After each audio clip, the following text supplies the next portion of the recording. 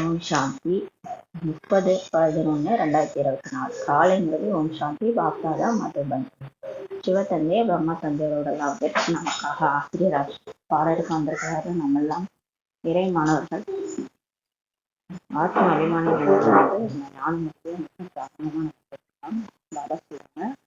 இனிமையான குழந்தைகளே, மகன் தந்தையை எடுத்து காட்டுவான். உங்களது மனதின் வழிமுறையை விட்டுவிட்டு ஸ்ரீமத் படி நடந்து செல்லுங்கள். பாபா நேற்று முதலையும் அதே தான் சொன்னாரு. அதாவது பாபா மகன் எப்பயுமே சொல்லுவாங்க, ஒரு பழமொழி கூட இருக்குது, மகன் தந்தையை எடுத்து காட்டுவான். ஒரு அப்பாவை அப்பா பேரை மகன் தான் நிலைநாட்டணும் அப்படின்ற மாதிரிலாம் சொல்லுவாங்க. இப்ப நம்ம பாபாவுடைய குழந்தைகள், பாபாவை எடுத்து காட்டணும்னு சொல்றாரு. இது கடவுள் அவரோட ரூபம் எது, அவர் எப்படி இருக்கிறாரு எல்லாம் நமக்கு தெரியும். ஆனா உலகத்தினருக்கு தெரியாது, அவங்க யாருமே நம்ப மாட்டாங்க. ஏன்னா அவர் மறைஞ்சிருக்காரு இல்லையா. அவர் உடல் இருந்தா எல்லாருக்கும் இப்ப பார்த்தோன்னே தெரியும். மறைஞ்சிருந்ததுனால நம்ம கண்டுபிடிச்சாங்க, மற்றவங்க கண்டுபிடிக்கல. இப்ப நம்ம நடத்தை மூலமா தான் அவரை வெளிக்காட்டணும். அதனால நீங்க என்னை எடுத்து காட்டணும்னா உங்க மனசின் வழிமுறையை விட்டுட்டு ஸ்ரீமத் பண்ணி நடந்து செல்லுங்கன்றாரு.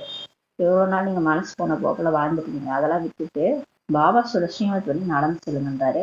அப்போது தந்தையை நீங்கள் எடுத்து காட்ட முடியும். அப்போதுதான் உங்களுக்குள்ளார பாபா பிரத்யட்சம், அவர் பாபாவுடைய குணங்கள் உங்கள தெரியும். அப்ப எல்லாரும் புரிஞ்சுவாங்க, இவங்க இவங்களை யாரோ ரெடி பண்ணியிருக்காங்க, அவர் கடவுள் தான், இவங்களை பார்த்தாலே கடவுளை பார்க்குற மாதிரி இருக்கு அப்படின்ட்டு. அப்பதான் நம்மளால எடுத்து காட்ட முடியும் சொல்லி சொல்றாரு.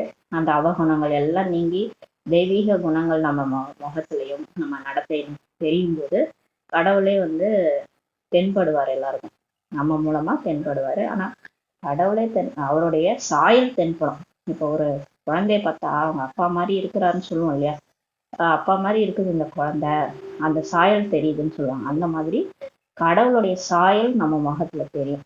அப்ப தந்தைய எடுத்து காட்டுவான் மகன்ற மாதிரி நீங்க இப்ப என் வழிபடி நடந்தீங்கன்னா தான் என்னை எடுத்து காட்ட முடியும்னு சொல்றாரு. கேள்வி: எந்த குழந்தைகளை பாபா அவசியம் பாதுகாக்கிறார்? பாபா யாரெல்லாம் கண்டிப்பா பாதுகாப்பார். பதில்: எந்த குழந்தைகள் உண்மையானவர்களாக இருக்கிறாங்களோ அவர்கள் நிச்சயமாக பாதுகாக்கப்படுகிறார்கள். பாபாட்ட உண்மையா இருக்கணும். டெய்லியுமே லெட்டர் எழுதணும். பாபாட்ட நான் இன்னைக்கு காலையில இருந்து இதெல்லாம் செஞ்சேன் பாபா, தவறு பண்ணாலும் எழுதணும். தனக்குள்ள இருக்கிற குறைகளையும் எழுதணும். மற்றவங்க என்ன சொன்னாங்க அதை எழுதும் போதுதான் தெரியும் நம்ம மேல தப்பா அவங்க மேல தப்பான்ட்டு. எழுதும் போதே தவறுலாம் புரிஞ்சிடும், நம்ம தான் மாத்திக்கணும் அப்படின்ட்டு. அப்ப பாபாட்ட எல்லாத்தையும் சொல்லணும். நம்ம மனசுல என்னென்ன ஓடுதோ எல்லா விஷயங்களையும் சொல்லிடணும், உண்மையா சொல்லிடணும். அவங்கதான் நிச்சயமாக பாதுகாக்கப்படுகிறார்கள். உண்மையா இருக்கணும், இந்த பொய் சொல்லக்கூடாது. பாபா கிட்டே பொய் சொல்லக்கூடாது, அவர் சத்தியமான ஒரு சிவன். சிலர் பாபாட்ட சொன்னா பாபா ஏதாவது தப்பா நினைச்சுக்குவாருன்னு சொல்ல மாட்டாங்க. அப்படி கிடையாது, அவர் அப்பா இல்லையா, அப்பா கிட்ட எல்லாத்தையும் சொல்லணும். அதனால அவர் நமக்கு சர்ஜனாகிறாரு. அது ஆத்மாவுக்கு இது பாக்குற, ஆத்மாவுக்கு அவர் வைத்தியம் பாக்குறாரு. அப்ப வைத்தியம் பாக்குற வைத்தியர்கிட்ட உண்மையை சொல்லணுமா இல்லையா? உண்மையை சொன்னாதான் ஆத்மா சரியாகும், ஆத்மாவுக்கு இருக்கிற நோயெல்லாம் சரியாகும். அதனால சொல்லுங்கன்றாரு.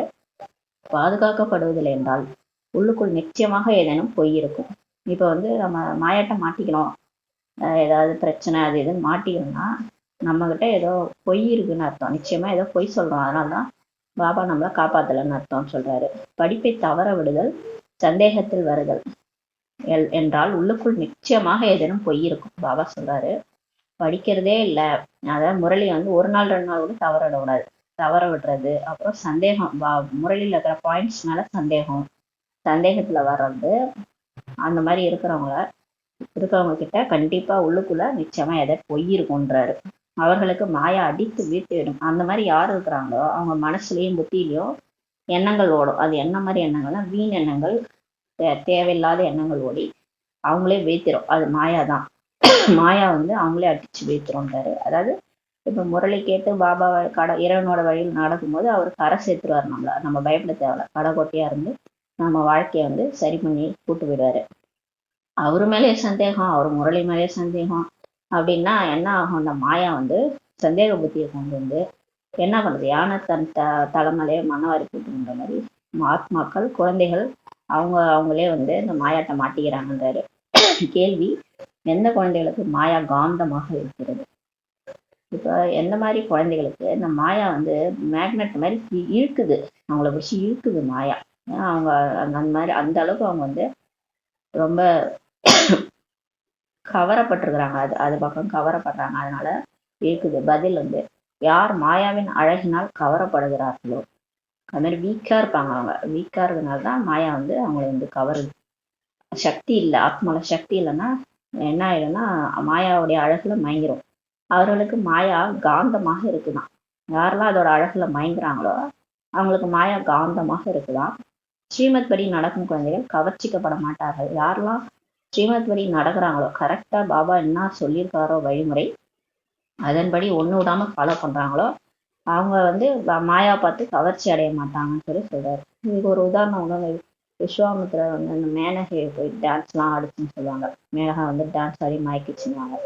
அதாவது அவங்களுடைய தவ வலிமையை கெடுக்கிறதுக்கு, அப்படியே அவங்கள கெடுக்கிறதுக்குன்னே அந்த மாதிரிலாம் நடக்கும். அந்த மாதிரி நம்மள யோகா பண்ண விடாம, தபசியா பண்ண விடாம இந்த மாயா வந்து கவர்ச்சிக்கும் விதவிதமான ரூபத்துலையும் வரும்.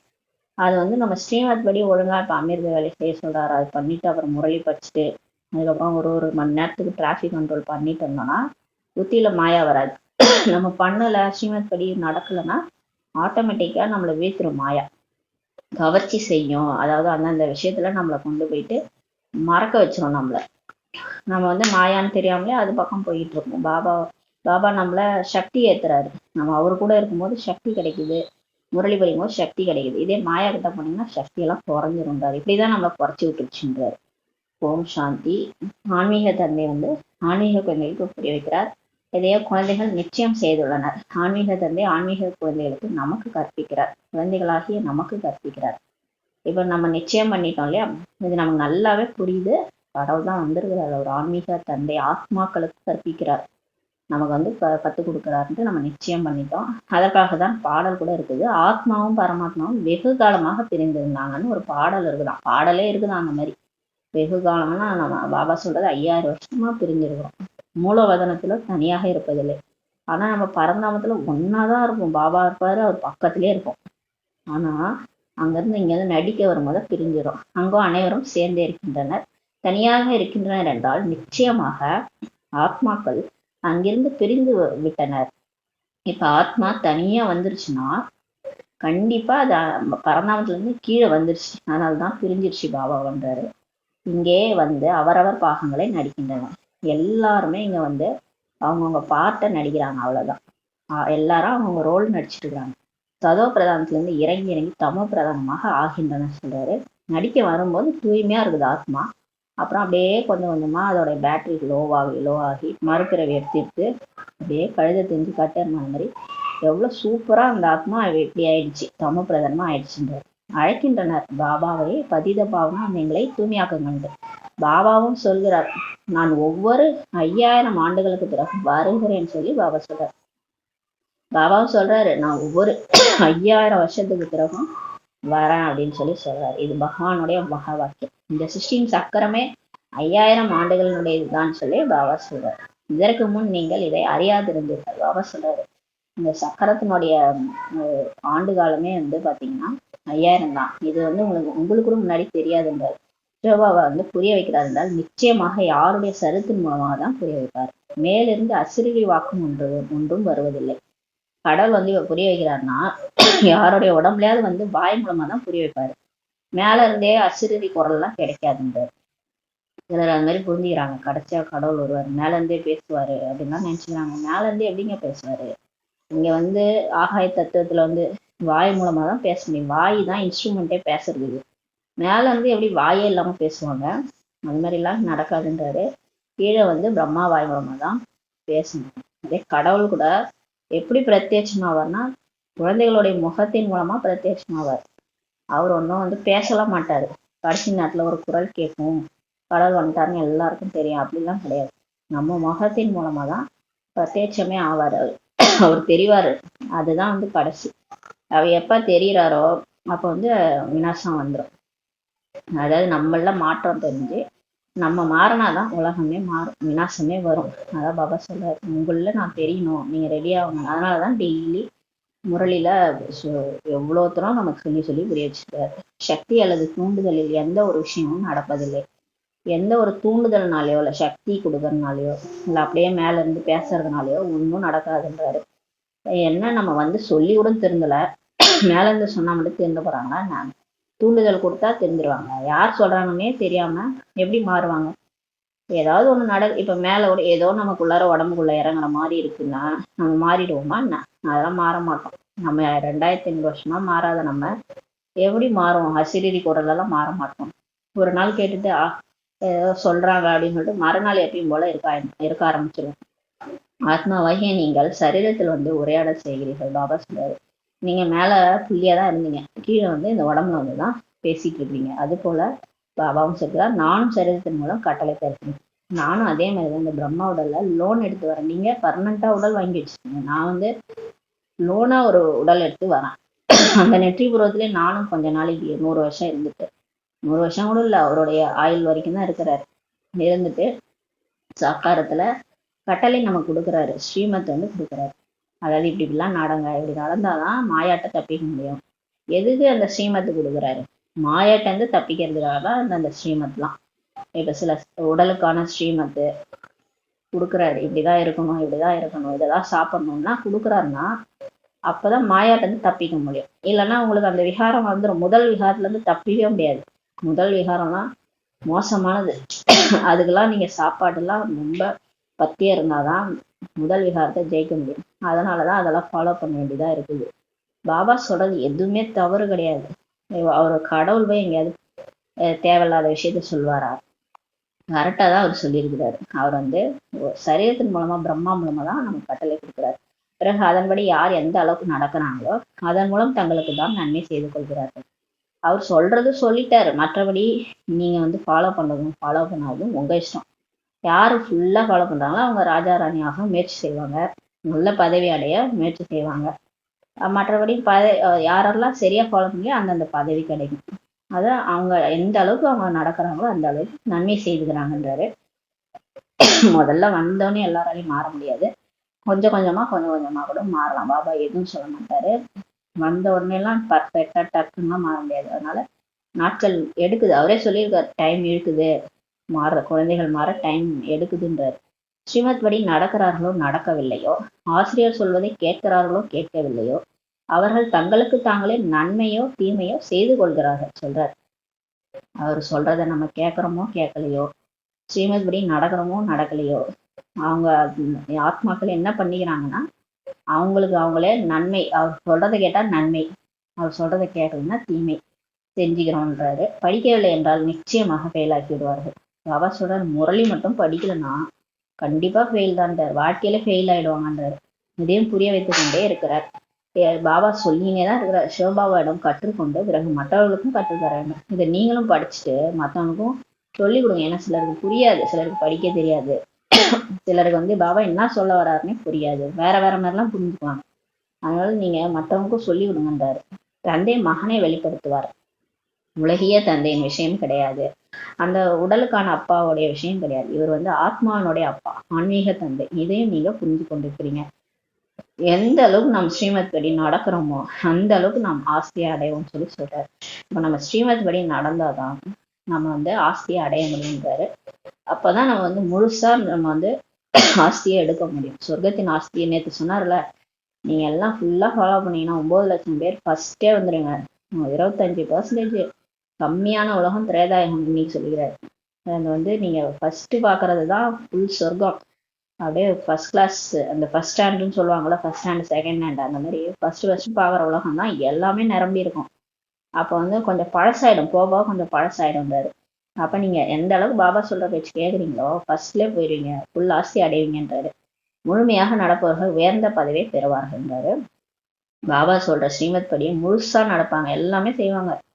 அமிர்த வேலை, யோகா, முக்கியமானது அமிர்த வேலை.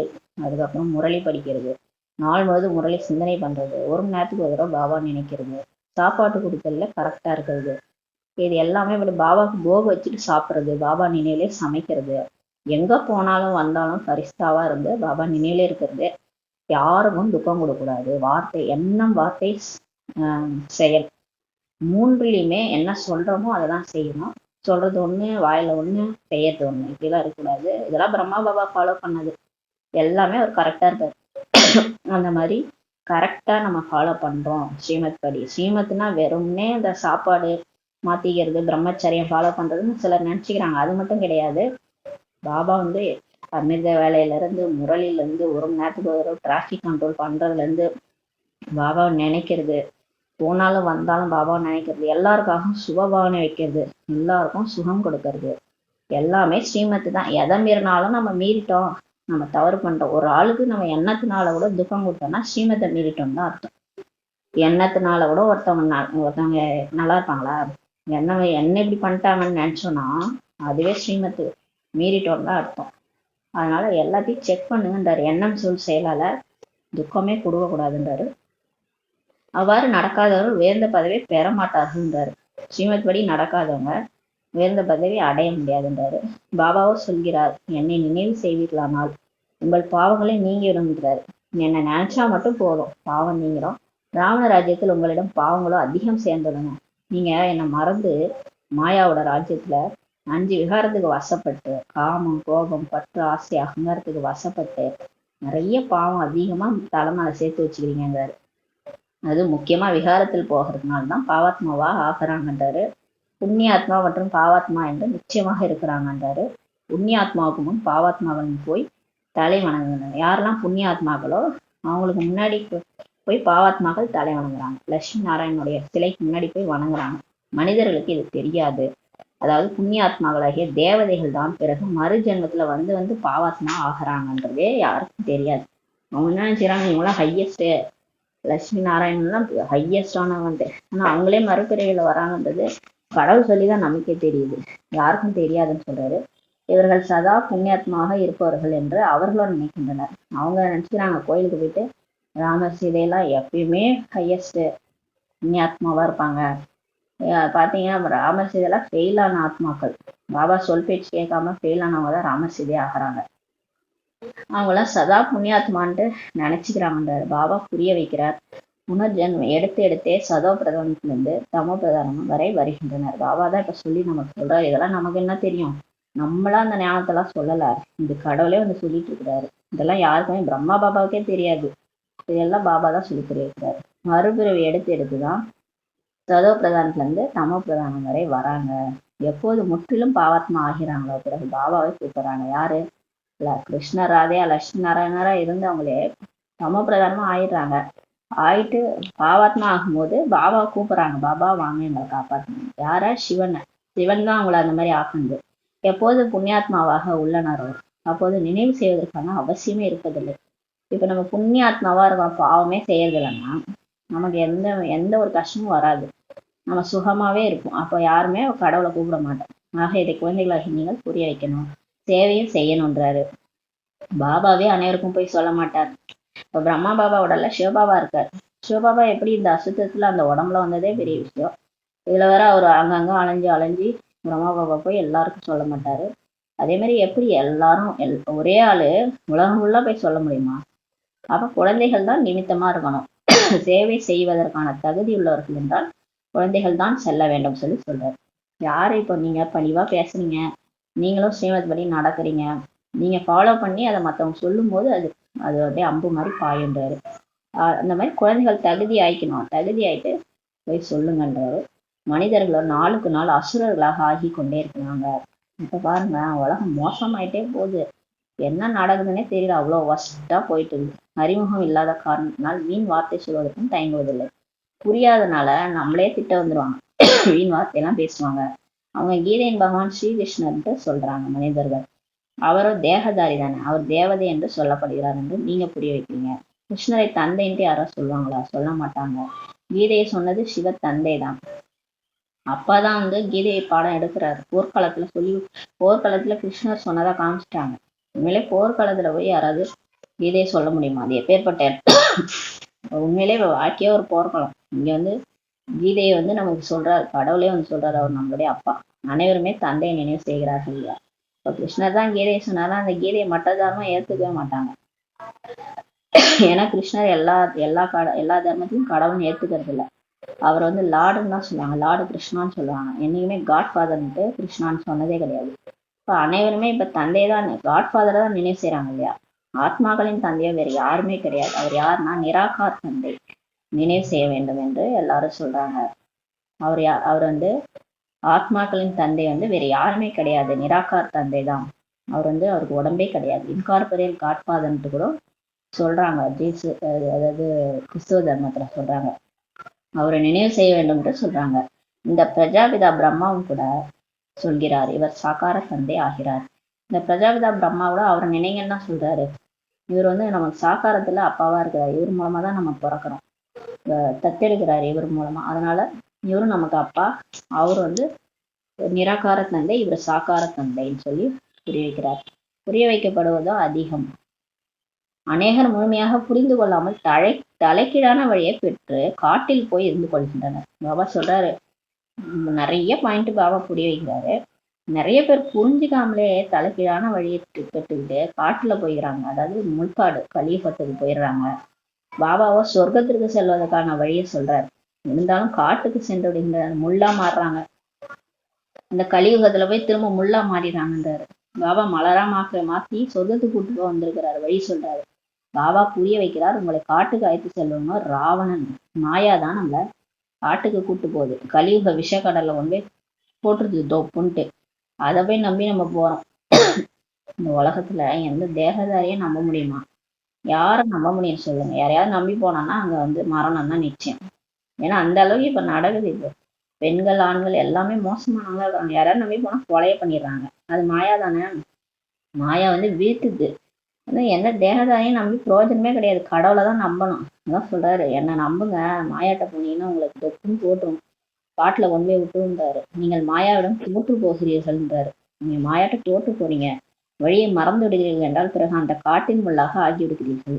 மாயாட்ட தோத்து போய் வழியை மறந்துறீங்க. பாபாட்ட போக ஒரு வழியை மறந்து போய் கலியுக காட்டுல முள்ளாயிடுறீங்கன்றாரு. அவர்கள் பிறகு சொர்க்கத்தில் தாமதமாக வருவார்கள். இந்த பாபாட்ட ஞானம் கேட்டுட்டு திரும்ப அந்த முள்காட்டுக்கு போறவங்க சொர்க்கத்துல லேட்டா தான் வருவாங்கன்றாரு. இங்கே நீங்கள் வந்திருப்பதே சொர்க்கத்திற்கு செல்வதற்கான முயற்சி செய்வதற்காக தான். திரேதாயுகத்தை கூட சொர்க்கம்ட்டு சொல்ல முடியாது. சத்தியுகம் திரேதாயுகம். சத்திய யுகம் வந்து சொர்க்கம் தான். திரேதாயுகத்தை கூட நம்ம அரை சொர்க்கம் தான் சொல்ல முடியும். ஃபுல் சொர்க்கம் கிடையாது. 25% குறைஞ்சு விட்டது இல்லையா? 25% குறைஞ்சிரும் சொர்க்கம் வந்து. அங்க வந்து தங்க மாளிகைகள் தான் இருக்கும். இங்க வந்து வெள்ளி மாளிகைகள் தான் இருக்கும் திரேதாயுகத்துல. அவர்கள் ஃபெயில் ஆகி விட்டதாக கணக்கிடப்படுவார்கள். யாரெல்லாம் திரேதாயுகத்துக்கு வராங்களோ அவங்க ஃபெயில் ஆயிட்டாங்கன்றாரு. நீங்கள் இங்கே வந்திருப்பதே பழைய உலகத்தை விட்டு புது உலகம் செல்வதற்காக சொல்லி பாபா சொல்றாரு. நம்ம வந்திருக்கதே பாபாட்ட படிக்கிறதுக்கு, புது உலகத்துக்கு போறதுக்கு. திரேதாவை புது உலகம் என சொல்ல மாட்டாங்க. ஃபெயிலானவர்கள் அங்கே சென்றடைகின்றனர். இப்ப பாபாவோட முரளி ஸ்ரீமத் படி நடந்து நம்ம வந்து பாஸ் ஆனோம்னா சொர்க்கம் போயிடுவோம். ஃபெயில் ஆயிட்டோம்னா திரேதாயுகம் போயிடுவோம்னு சொல்றாரு. ஏனென்றால் வழியை சரியான முறையில் அவர்கள் பிடித்துக் கொள்ளவில்லை. சரியா பாபா சொல்றது என்னன்னு புரிஞ்சுக்காம அதுபடி நடந்து சேவை செய்யறது இல்ல. தலைக்கீழான வழியில மேலும் கீழும் ஆகிட்டே இருக்கிறாங்க. நீங்கள் உணர்கிறீர்கள் எந்த மாதிரி நினைவு இருக்க வேண்டுமோ அது இருப்பதே இல்லை. இப்போ உங்களுக்கே புரியுது. பாபா நினைக்கணும்னு பார்த்தா நம்மளால நினைக்க முடியல. அந்த மாதிரிலாம் இருக்குது. சொர்க்கவாசியாக யார் ஆகிறார்களோ அவர்கள் நல்ல முறையில் பாஸ் ஆனதாக சொல்வார்கள். யாரெல்லாம் சொர்க்கத்துக்கு போறது தகுதியா இருக்கிறாங்களோ அவங்க பாஸ் ஆகுறாங்க தினம் தினம். இல்லை நான் வந்து இப்பெல்லாம் ரியாக்ட் பண்றதில்ல, முன்ன மாதிரி இல்லை, என் குணம் மாறிடுச்சு, நான் பாஸ் ஆயிட்டே வரேன்னு சொல்லுவாங்க. திரேதாயுகத்தில் வருபவர்கள் ஃபெயிலானதாக கணக்கிடப்படுவார்கள். யாரெல்லாம் ரியாக்ட் பண்றாங்க, யாரெல்லாம் முள்ளாவே குத்திட்டு இருக்கிறாங்களோ ஃபெயிலானதாக கணக்கிடப்படுவார்கள்ன்றாரு. நீங்கள் நரகவாசியாக இருந்து சொர்க்கவாசி இப்ப ஆகிறீங்கன்றாரு. இல்லை என்றால் பிறகு ஃபெயிலாகி விட்டதாக சொல்லப்படுவார்கள்ன்றாரு. அந்த படிப்புலோ உலகிய கல்வியிலோ பிறகு மறுபடியும் படிக்கிறாங்க. அங்க வந்து ஏதாவது ஒரு 5th ஸ்டாண்டர்ட் ஃபெயில்னா திரும்ப 5th ஸ்டாண்டர்ட்ல உட்கார வச்சுருவாங்க. ஆனா இங்க அந்த மாதிரி 2ஆம் வருடம்லாம் படிப்பதற்கான விஷயமே கிடையாதுன்றாரு. நீங்க 100 வருஷம் தான் படிக்கணும். 100 வருஷம் டைம். உங்களால முடிஞ்ச வரைக்கும் உடம்பு நல்லா இருக்கிற வரைக்கும் படிங்க. உடம்பு போயிடுச்சுன்னா படிக்க கூட முடியாது. அவ்வளவுதான். காது இருக்கிற வரைக்கும் தான் படிக்க முடியும். காது போயிடும், மண்ணுக்குள்ள காது போயிடுச்சுன்னா எங்கேருந்து படிக்குது? ஆத்மா உடம்புல இருக்கிற வரைக்கும் தான் டைம். அது மேல டைம் போயிடுச்சுன்னா அதான் டைம் வந்து ரொம்ப சக்திசாலியானதுன்னு சொல்லுவார் பாபா. நேரம் கோல்டு போன்றதுன்னு சொல்லுவாங்க. கிடைக்காது இந்த நேரம்லாம். நம்ம உயிரோட இருக்கிறதே பெரிய விஷயம். உடம்புல இருக்கிறதே பெரிய விஷயம். உடம்பு கோஆப்ரேட் பண்றதே பெரிய விஷயம். உட்காந்து படிக்கிற அளவுக்கு ஒரு தெம்பு ஆரோக்கியம் இருக்குதுன்னா அந்த அளவு நம்ம ஏதோ கொடுக்கணும் பண்ணிக்கிறோம்னு நினைக்கிறோம். முரளி படிக்கிறதுக்கே இவ்வளோ நாள் நம்ம உயிரோட இருக்கிறோமேன்ட்டு சந்தோஷப்படணும். இதுல 2வது வருஷம்லாம் பாபா படிக்க ஃபெயில் ஆயிட்டு திரும்ப படிக்கிறதுலாம் வாய்ப்பு கிடையாது. கல்பத்திற்கு முன் போலவே பல பிறவிகளாக கல்பமாக அதே பரீட்சையில் பாஸ் செய்கிறார்கள். இந்த டிராமாவின் ரகசியத்தை நல்லபடியாக புரிந்து கொள்ள வேண்டும். பாபா சொல்றார், நல்லா அந்த ரகசியம் எல்லாம் புரிஞ்சுக்கோங்க. அநேகர் நம்மால் செல்ல முடியாதுன்னே நினைக்கிறாங்க. நிறைய பேர் இந்த ஸ்ரீமத் வழியெல்லாம் என்னால நடக்க முடியாது, இது ரொம்ப பிரச்சனையாகுது, எங்க வீட்டுல ஒரே பிரச்சனை, சண்டை, பாபா சொல்ற பேச்செல்லாம் கேட்கவே முடியல அப்படின்னு சொல்லுவாங்க. நம்ம கிட்ட சக்தி வந்துருச்சுன்னா யாரும் எடுத்து பேச மாட்டாங்க. நம்ம ஸ்ரீமத் படி அப்படியே கண்ணை மூடி நடந்து போயிட்டே இருந்தோம்னா தானே மாயாவும் வழி விடும், டிராமா வழி விடும், கூட இருக்கிறவங்களும் மாறிடுவாங்க. இவங்களுக்கே மனசுல மாயா உட்காந்துருக்கும். இவங்களே என்ன பண்ணுவாங்க, இதெல்லாம் என்னால முடியாது முடியாதுன்னு இவங்களே ஒரு மாய எண்ணங்களை உருவாக்கிடுவாங்க. அதனாலதான் அவங்களால முன்னேறி செல்ல முடியாது. முதியவர்கள் என்றால் அவர்களை கையை பிடித்து அழைத்து செல்வீர்களானால் செல்வார்கள். இப்போ வயசானவங்கன்னா ரொம்ப பயப்படுவாங்க. அவங்களெல்லாம் கையை பிடிச்சிதானே நம்ம கூட்டு போவோம். இப்போ ஒரு டிராஃபிக்ல கூட்டு போறோம்னா அவங்க கடக்கிறதுக்கு கையை பிடிச்சி கூட்டு போற மாதிரி, இதை கூட இந்த ஸ்ரீமத் படி நடக்கிறதுக்கு நீங்க கையை பிடிச்சி அவங்கள கூட்டு போங்கன்றாரு. இல்லை என்றால் கீழே விழுந்து விடுவார்கள். இல்லைன்னா அந்த வயசானவங்களால நீடிக்க முடியாது, கீழே விழுந்துருவாங்கன்றார். ஆனால் அதிர்ஷ்டத்தில் இல்லை என்றால் மலராக ஆக்குவதற்காக எவ்வளவுதான் தீவிர முயற்சி செய்தாலும் ஆவதில்லை. சிலருக்கு அதிர்ஷ்டமே இல்லைன்னா இந்த முள்ளாவே இருந்துருவாங்க கடைசி வரைக்கும், மலர ஆக மாட்டாங்கன்றார். எவ்வளவுதான் நீங்க தீவிர முயற்சி செஞ்சா கூட ஆக மாட்டாங்கன்றாரு. எருக்கம்பூவும் இருக்கவே செய்கிறது. நிறைய எருக்கம்பூன்னு ஒன்று பூ இருக்கும், வாசனையே வராது, அது மாதிரி இருக்கும். அந்த முள்ளெல்லாம் குத்துன்றாரு, இந்த முட்கெல்லாம் குத்துன்றாரு. அந்த மாதிரி பூலாம் வாசனையே வராத அளவுக்கு இருப்பாங்கன்றாரு. எப்படி இருந்தாங்களோ அப்படியே இருந்துருவாங்க. பாபா எவ்வளவு மாற்றம் முயற்சி செய்தாலும் மலரா மாறதே இல்லைன்றாரு. பாபா எவ்வளவு சொல்லி புரிய வைக்கிறார். நேற்று நீங்கள் எந்த சிவனுக்கு பூஜை செய்தீர்களோ அவர் இன்னைக்கு உங்களுக்கு படிப்பு கற்று தந்து கொண்டிருக்கிறார். பாபா சொல்ற, நேற்று பக்தி பண்ணிருந்தீங்க சிவலிங்கத்துக்கு, அவர் தலைமையில்தான் பூலாம் வச்சு பூஜை பண்ணீங்க, அவரே உங்களுக்கு இப்ப படிப்பு சொல்லிட்டு இருக்கார் சொல்றாரு. ஒவ்வொரு விஷயத்திலும் முயற்சி புருஷார்த்தத்திற்கானதான் வலியுறுத்தப்படுகிறது. அந்த சிவன் தான் சொல்றாரு, ஒரு விஷயத்திலும் முயற்சி செய்யுங்க, முயற்சி செய்யறதுக்கு தான் வலியுறுத்தப்படுகின்றது. பார்க்கப்படுகின்றது மாயா நல்ல பூக்களை கீழே வீழ்த்து விடுகின்றது. பாபா மேல இருந்து பாப்பாரு, ஆஹா இந்த குழந்தை என்னமா மாறிட்டு இருக்குது, சூப்பரா மாறிட்டு இருக்குது, என்னையே தான் நினைக்குது, எந்த நேரம் என்ன நினைச்சுக்குது. திடீர்னு பார்த்தா அந்த மாயா அந்த மாதிரி நல்ல பூக்களை கூட கீழே வீழ்ச்சிது, நினைப்பை துண்டித்து விடுகின்றது. திடீர்னு பார்த்தா ஏதோ ஒரு மாயாவோட கவர்ச்சியில மாட்டிக்கிட்டு விழுந்து கிடப்பாங்கன்றாரு. பிறகு அவர்கள் துரோகிகளாக ஆகிவிடுங்க. அந்த மாதிரி குழந்தைகள் திடீர்னு பார்த்தீங்கன்னா நல்லாதான் இருந்திருப்பாங்க. ஐயோ, ஆரம்பத்துல சென்டர்ல அவ்வளோ ஞானம் சொல்றது, எல்லாரையும் மாத்துறது அப்படின்னு இருந்தவங்க தான் துரோகி ஆயிடுறாங்க. ஒரு ராஜ்யத்தை விட்டு வேறொரு ராஜ்யத்துக்கு சென்று விடுபவர்கள் துரோகிகள் என அழைக்கப்படுகின்றனர். அந்த காலத்துல துவாபர யுகத்துல ராஜாக்கள்லாம் ஒரு இடத்துக்கு இன்னொரு இடத்துக்கு போயிட்டு மாட்டி விட்டுருவாங்க. இங்க நடக்கிறதெல்லாம் அங்க சொல்லி விட்டு மாட்டி விட்டுருவாங்க. அந்த மாதிரி இந்த மாதிரி வேலையெல்லாம் நிறைய பாவகர்மங்கள் செஞ்சிருப்பாங்க. இந்த எட்டப்பன் அந்த மாதிரி எல்லாம் நிறைய கதை இருக்கு, கட்டபொம்மன் நாடகத்துல. அது மாதிரி இங்கேயும் இந்த பாபாவோட ராஜ்யத்துல இருந்து மாயாவோட ராஜ்யத்துக்கு போயிடுறாங்க, துரோகி ஆயிடுறாங்கன்றாரு. பாபாவும் சொல்கிறார், என்னுடையவர்களாக ஆகி பிறகு மாயாவுடையவர்களாக ஆகிவிட்டார் என்றால் அவர்கள் துரோகி என்று அழைக்கப்படுவார்கள் சொல்றாரு. பிகேயா இருந்து வெளியில போயிட்டு நான் பிகேவா ஆகுறது, அப்படி இல்லைன்னா போய் வேற ஒரு கட்சியில சேர்ந்துட்டு அங்க போயிட்டு நான் ஏன் பிகேல இருந்து வெளியே வந்தேன்ட்டு வீடியோ போடுறது, இதெல்லாம் நல்லாவா இருக்கு, துரோகின்னு சொல்லி சொல்றாரு. அவர்களின் நடத்தையே அது போல ஆகிவிடுகின்றது. இப்போது பாபா மாயாவிடம் விடுவிப்பதற்காக நாம் வந்திருக்கிறாரு. பாபா இந்த மாதிரி சின்ன விஷயம்லாம் மாயானே புரிஞ்சுக்கிறது கிடையாது.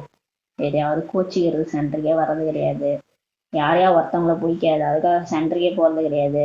இதெல்லாம் மாயா. அதாவது தனக்குள்ளார ஒரு இன்ஃபீரியாரிட்டி காம்ப்ளெக்ஸ் இல்ல சுப்பீரியாரிட்டி காம்ப்ளெக்ஸ், நான் தான் பெரிய ஆளு, அகங்காரம், இது எல்லாமே மாயா. இதெல்லாம் தெரிஞ்சுக்காம மாயான்னு தெரிஞ்சுக்காமலே போயிடுவாங்க. அந்த மாதிரி எல்லாம் இருப்பாங்கன்றாரு. ஆனா பாபா இதெல்லாம் விடுவிப்பதற்காக தான் வந்திருக்கிறாரு. குழந்தைகள் சொல்கின்றனர், மாயா மிகவும் கொடியது.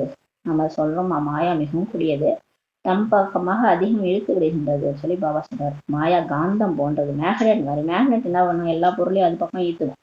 அந்த மாதிரி இந்த மாயா ஈஸ்வரனுடைய குழந்தைகளை பிடிச்சி வச்சுக்குது. மற்றவங்க எல்லாம் இந்த பிகேவே ஆகாதவங்களாம் இருக்கிறாங்க உலகத்துல, அவங்களெல்லாம் விட்டுருது, இங்க நம்மளும் பிடிச்சி இழுக்குதுன்றாரு. என் குழந்தைகளை நான் மாத்தலாம்னு நினைக்கிறவங்களெல்லாம் பிடிச்சி அது ஈர்த்து வச்சுக்கின்றார். இச்சமயம் காந்தத்தின் ரூபத்தை எடுத்துக் கொள்கின்றது என்றார். எவ்வளவு அழகு காட்டுது, வசீகர விஷயங்கள் உலகத்தில் அதிகரித்து விட்டுள்ளது. இந்த மாயா அவ்வளோ விஷயம் வந்து இப்ப வந்து அழகுகள்லாம் வசீகரிக்கக்கூடிய விஷயங்கள் எல்லாம் உலகத்துல கொண்டு வருது. முன்பு இந்த சினிமாவெல்லாம் இருந்ததில்லை. முக்கியமா இந்த நாடகம் பாக்குறது, சினிமா பாக்குறது இதெல்லாம் மாயா தான். அது தெரியாமலே பிகேஸ் அதையும் பண்ணிக்கிறாங்க. இந்த சினிமாலாம் முன்னாடி கிடையாதுன்றார் பாபா. இது எல்லாமே 100 வருஷங்களில் தான் வெளிவந்திருக்கின்றன. இந்த சினிமா நாடகம் இதெல்லாம் வந்து 100 வருஷமா தான் அதிகமா இருக்கு. பிரம்மா பாபா கூட அனுபவம் இல்லையா? அவர் பிரம்மா பாபா வந்து சின்ன வயசுல அவர் கல்யாணம் பிடிக்கலையாம், கல்யாணமே பண்ணக்கூடாதுன்னு நினைச்சாராம். அப்ப போய் ஒரு சினிமா பார்த்தாராம். அது ஏதோ ஒரு சினிமா பேர் நம்ம அந்த சினிமா பார்த்துட்டு கல்யாணம் பண்ணினாராம். அப்ப பாருங்க, இந்த சினிமா தானே கெடுக்குது. இந்த சினிமா வந்து விகாரத்துல விழ வைக்குது. கோபத்தெல்லாம் வன்முறையெல்லாம் அதுல காட்டுறாங்க. குழந்தைகள்லாம் அதை பார்த்து தவறு செய்யறாங்க. இப்ப கூட இந்த செயின் அறுக்கிறது இதெல்லாம் நடக்குது. இது வந்து இப்ப தீரன் ஒரு படம் எடுத்தாங்க. அந்த படம் பாணியில கொலை நடக்குதுன்னு சொல்லி போடுறாங்க. இப்ப பாத்தீங்கன்னா அதை பார்த்துட்டு தானே செய்யறாங்க. அப்ப அந்த சினிமா பார்த்து அந்த புத்தியில அது ஓடுது. அது மாதிரியே செய்யணும்னு தோணுது இல்லையா? அந்த மாதிரிதான் எல்லாமே நடக்குது. இப்ப நாடகம் பார்த்துட்டு அந்த டைமுக்கு உட்காந்து அழுகுறாங்க. ஒரு 6 மணி 6:30 மணி நாடகத்தை வச்சுட்டு அழுகுறாங்க உட்காந்து. அப்ப அந்த அழுகுறதுலாம் ஒரு சம்ஸ்காரமா ஆயிடுது. அதான் பாபா சொல்றாரு, எதுக்கு அதை போட்டு செய்யணும்? பாபா இங்க வந்து யோகா பண்ண சொல்றாரு. அந்த டைம்ல உட்காந்து நாடகம் பார்த்தீங்கன்னா அழுதுனுக்குறாங்க. அது நாடகத்துல ஏதோ ஒரு கேரக்டரு, அதை உட்காந்து இவங்க பார்த்து அழுதுட்டு இருக்கிறாங்க. அப்ப வீட்டுல எந்த வைப்ரேஷன் இருக்கும்? பாபாவுடைய வைப்ரேஷன் இருக்குமா, இல்ல வந்து நம்ம இந்த அழுகையோட வைப்ரேஷன் இருக்குமா? இதெல்லாம் சொன்னா புரிஞ்சுக்க மாட்டாங்க குழந்தைகள்ன்றாரு. பிரம்மா பாபா எல்லாத்துலயும் அனுபவிக்குது. ஆக குழந்தைகள் இந்த டிராமாவின் ஆழமான ரகசியத்தை நல்லபடியாக புரிந்து கொள்ளணும். பாபா வந்து இப்ப இந்த டிராமா பத்தி நல்லா புரிஞ்சுக்கோங்க. ஒவ்வொரு விஷயம் மிக சரியாக விதிக்கப்பட்டுள்ளது. பாபா சொல்றாரு, இது எல்லாமே மிக சரியா விதிக்கப்பட்டிருக்குது. 100 வருடங்கள் இது சொர்க்கம் போல ஆயிடுச்சு. பாபா சொல்றாரு பாருங்க, 100 வருஷம் தான். 100 வருஷத்துல இந்த உலகம் எப்படி ஆயிடுச்சு தெரியுமா? சொர்க்கம் மாதிரி ஆயிடுச்சுன்றாரு. அந்த அளவுக்கு மாயா கவர்ச்சி பண்ணி பாபாவை எதிர்க்கிறதுக்காக இந்த வேலை பண்ணிட்டு இருந்துன்றாரு. மாடி மேல மாடி கட்டடம், இந்த டிவி சினிமா நாடகம் சீரியல்லாம் இவ்வளோ கிடையாது. ஆனா இப்பதான் நம்மளை புருஷார்த்தம் பண்ண விடாம எதிர்ப்புக்காக இந்த மாயா அந்த வேலை பண்ணிட்டு இருக்குன்றாரு. எல்லாம் அவங்கவுங்க வீக் பாயிண்ட்ல மாட்டுறாங்கல்ல. எல்லாருக்குமே வீக் பாயிண்ட் இருக்குல்ல, அதுல போய் மாட்டுறாங்க. ஆக புரிய வைக்கப்படுகிறதுன்றாரு. இப்போது சொர்க்கம் விரைவிலேயே வரப்போகுது. ஆனா பாபா சொல்றாரு, குழந்தைகளே இது சொர்க்கம் கிடையாது. உண்மையில சொர்க்கம் வரப்போகுது. அதெல்லாம் செம்ம குஷியா இருப்பாங்க. அது சொர்க்கம்னா அதுதான், இதெல்லாம் கிடையாது. இதெல்லாம் கவர்ச்சிக்கப்பட்டு போயிடாதீங்கன்றாரு. அறிவியலும் அதிகம் இப்ப பயன்படுகின்றது. அதுவோ அதிக சுகம் கொடுப்பதாகவும் உள்ளது இல்லையா? இப்ப கூட பாருங்க, இந்த ஏரோப்ளேன் ஹெலிகாப்டர் எல்லாம் கண்டுபிடிச்சாங்க. எல்லாமே சுகம் கொடுப்பதா இருக்குது. அந்த சுகம் நிரந்தரமானதாக ஆக வேண்டும். இப்ப அதுவே நமக்கு அங்க சொர்க்கத்துல வந்து நிரந்தரமானதா ஆயிடும் சுகம்ன்றாரு. அதற்காக இந்த பழைய உலகத்தின் விநாசமும் ஆகணும். கண்டிப்பா இந்த உலகம் விநாசம் அடைய போகுது. சத்தியுகத்தின் சுகமே பாரதத்தில் பாக்கியத்தில் இருக்குதுன்றாரு. பாரதத்துலதான் சொர்க்கமே வரப்போகுது. பாரதத்துக்கு தான் பாக்கியம் இருக்குதுன்றாரு. அவர்களும் மற்ற தர்மத்தினர் வருவதே பின்னால் தான். அவங்க எல்லாம் அந்த சொர்க்கத்தை கண்ணால கூட பார்க்க மாட்டாங்க. நம்ம சொன்னாலும் ஏத்துக்க மாட்டாங்க. ஆதாம் ஏவாள்னு சொல்றாங்க, இருந்தாலும் அது லட்சுமி நாராயணன் சொன்னா ஏத்துக்கவே மாட்டாங்க. அவரை எங்க இருந்து அவங்க சொர்க்கத்துக்கு வருவாங்க? அவங்க பின்னாடிதான் வருவாங்க. எப்போது பக்தி மார்க்கம் ஆரம்பமாகிறதோ, எப்போது பாரதவாசிகள் கீழே இறங்குறாங்களோ, அப்போது மற்ற தர்மத்தினர் தான் வரிசைகரமாக வராங்க. எப்ப மற்ற தர்மத்தினர் வராங்கன்னா துவாபர யுகம் நடுவுல தான் வராங்க. ஃபர்ஸ்ட் நம்மளே தேக உணர்வுல வந்து கடவுளை தேட ஆரம்பிச்சு பக்தி தொடங்குறோம். லிங்கமா சிலை அமைச்சு கோயில் கட்டுறோம். நம்மளும் கீழே இறங்கிடுறோம். பாரதவாசிகள் கீழே இறங்கும் போது மற்ற தர்மத்தினர் அப்பதான் வருவாங்கன்றது வரிசைகரமா. அப்பதான் இஸ்லாம், கிறிஸ்துவ தர்மம், புத்த தர்மம் எல்லாமே தொடங்குது. அவங்க சொர்க்கமே பார்க்க மாட்டாங்க. பாரதம் கீழே இறங்கியே முற்றிலும் தரைமட்டத்துக்கு வந்து விடுகிறது சொல்லி பாபா சொல்றது.